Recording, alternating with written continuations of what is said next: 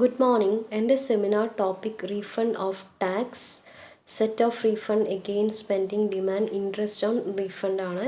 Next ഒരു problem ആണ്. Mister Raju estimate his income for the previous year 2019-20 at 4,70,000 and deposited 11,330 as advance tax on 10/3/2019.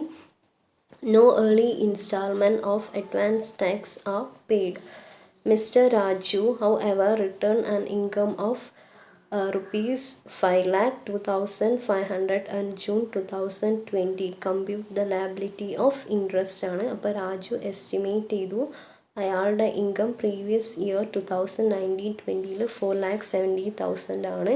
പിന്നെ അയാൾ advance tax deposit ചെയ്തു 11,330 rupees advance tax ആയിട്ട് deposit ചെയ്തു. അത് 10/3/2019 പിന്നെ ഒരു ഏർലി ഇൻസ്റ്റാൾമെൻറ്റ്സ് ഒന്നും അടച്ചിട്ടില്ല അഡ്വാൻസ് ടാക്സിൻ്റെ. പിന്നെ mister Raju return and income of 5,02,500 income അടച്ചിട്ടുണ്ട്. അത് ജൂൺ 2020 പിന്നെ ലാബിലിറ്റി ഓഫ് ഇൻട്രസ്റ്റ് ആണ് നമ്മൾ കമ്പ്യൂട്ട് ചെയ്യേണ്ടത്. പിന്നെ ഇതിൻ്റെ സൊല്യൂഷൻ എന്ന് പറയുന്നത് നമുക്കറിയാം computation of tax liability. The tax liability of individual is calculated on his total ഇൻകത്തിൻ്റെ മേലെയാണ്. ഇവിടെ ടോട്ടൽ ഇൻകം വരുന്ന 5,02,500 ആണ്. പിന്നെ കമ്പ്യൂട്ടേഷൻ ഓഫ് ടാക്സ് പേയബിൾ ആണ്. Computation of tax liability of individual is calculated on his total income ആണ്. General rate ആണ് individual male or ഫീമെയിലിന് വരുന്നത്. First 2,50,000 നിലാണ്. Next 2,50,000 5% ആണ്. പിന്നെ നെക്സ്റ്റ് 5,00,000 20% ആണ്. ബാലൻസ് വരുന്ന 30% ആണ്. ഇവിടെ ടോട്ടൽ ഇൻകം വരുന്ന 5,02,500 ആണ്. ഫസ്റ്റ് 2,50,000 നിലാണ്. നെക്സ്റ്റ് 2,50,000 5% വരുമ്പോൾ 12,500 വരുന്നുണ്ട്. പിന്നെ നെക്സ്റ്റ് 2,500ൻ്റെ 20% വരുമ്പോൾ 500 വരുന്നുണ്ട്. അപ്പോൾ ടോട്ടൽ 13,000 വരുന്നുണ്ട്. ഇനി നമ്മൾ എഡ്യൂക്കേഷൻ സെസ് ആഡ് ചെയ്യണം.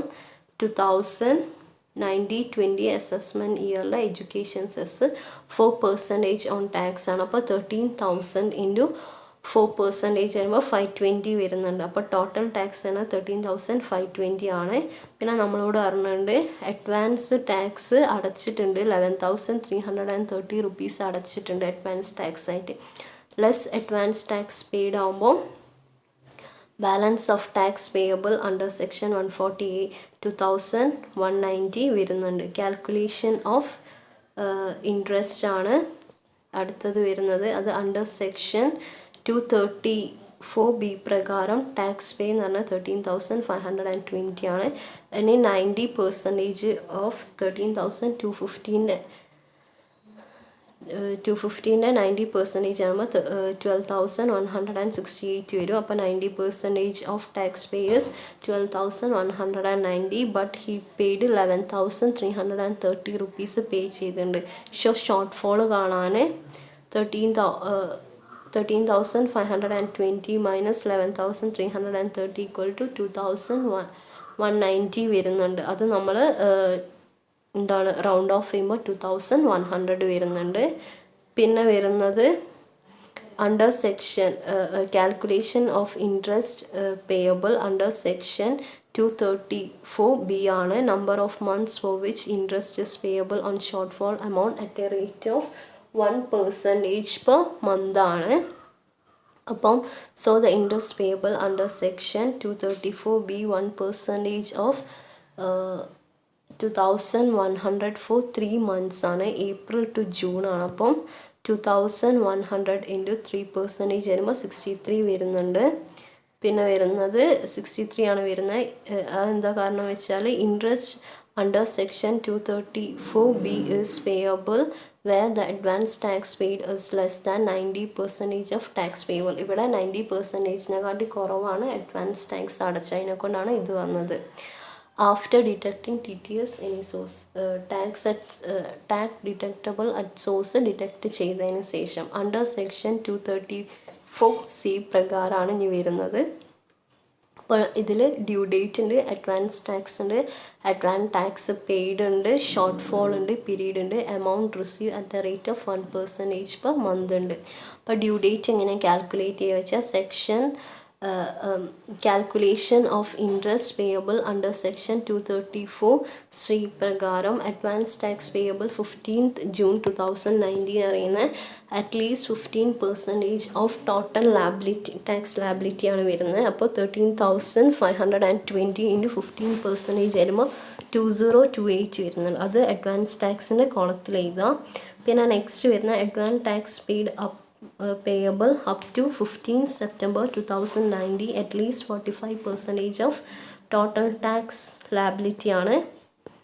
അപ്പോൾ 13,520 ഇൻറ്റു 45% വരുമ്പോൾ 6084 വരുന്നുണ്ട്. അത് അഡ്വാൻസ് ടാക്സിൻ്റെ കോളത്തിൽ എഴുതുക. പിന്നെ വരുന്നത് advance tax paid up to 15th December 2019 at least 70% of total tax ആണ് വരുന്നത്. അപ്പം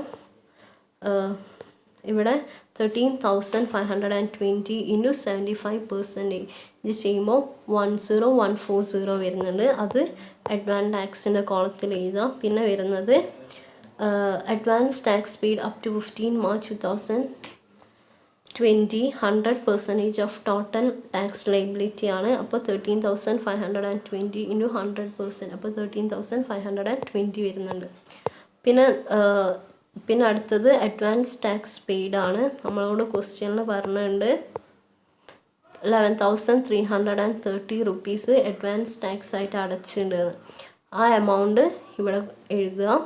പിന്നെ ഷോർട്ട് ഫോൾ എന്ന് പറയുമ്പോൾ ഒന്ന് റൗണ്ട് ഓഫ് ചെയ്യുന്നുണ്ട്. 2028 2,000 ആയിട്ടും 6084 6,000 ആയിട്ടും 1014 10,000 ആയിട്ടും 2,119 2,100 ആയിട്ടും റൗണ്ട് ഓഫ് ചെയ്യുന്നുണ്ട്. പിന്നെ പീരീഡ് എന്ന് പറയുന്നത് ഡിഫറൻസ് ആണ്. ഇവിടെ 1 വരാൻ കാരണം അഡ്വാൻസ് ടാക്സ് ഒരു മാസം മാത്രമാണ് അടച്ചത്. പിന്നെ വരുന്നത് 2,000 ഇൻറ്റു 3% 60, 6,000 ഇൻറ്റു 3% 180, 10,000 ഇൻറ്റു 3% 300, 2,100 ഇൻറ്റു 1 വരുമ്പോൾ 21 വരും. ടോട്ടൽ 561 വരും. അപ്പം ഇവിടെ amount receive at the rate of 1% per month വരുമ്പോൾ 60, 180, 300, 21, ടോട്ടൽ വരിക 561. പിന്നെ total interest payable as per section 234BU and 234C പ്രകാരം 63 പ്ലസ് 561 ഈക്വൽ ടു 624 വരുന്നുണ്ട്. ഇനി നെക്സ്റ്റ് വരുന്ന റീഫണ്ട് ഓഫ് ടാക്സ് ആണ്. If the refund is found on the basis of return filed by assessing the assessing officer shall refund to him. Section 143(1) ആണ്. Section 143(1) പ്രകാരം ഒരു assessee റീഫണ്ടിന് claim ചെയ്തിട്ടുണ്ടെങ്കിൽ assessing officer refund grant ചെയ്യണം.